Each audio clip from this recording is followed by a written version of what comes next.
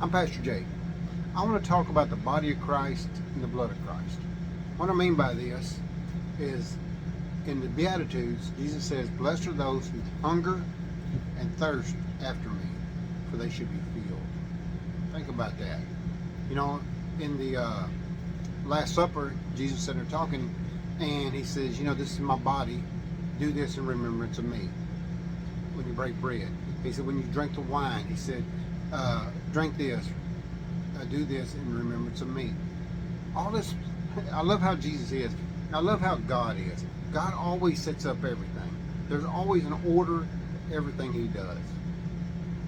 You know, he sent his son to die on the cross. So he gave us all the key ingredients we need to know who he is. Jesus, and you take it, for instance, the Gospels. Jesus is telling you who he is. He's showing you how to live as God showed you how to live. How we're supposed to live from the beginning, from Adam.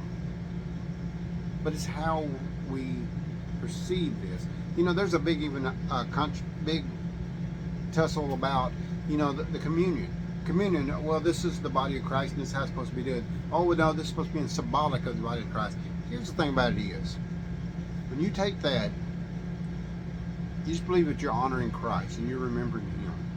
That you're giving your heart to God, you're giving it to Jesus, to remember what he's done for you.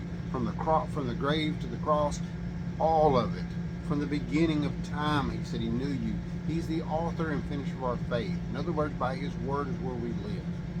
That's all you got to remember. Try not to overthink.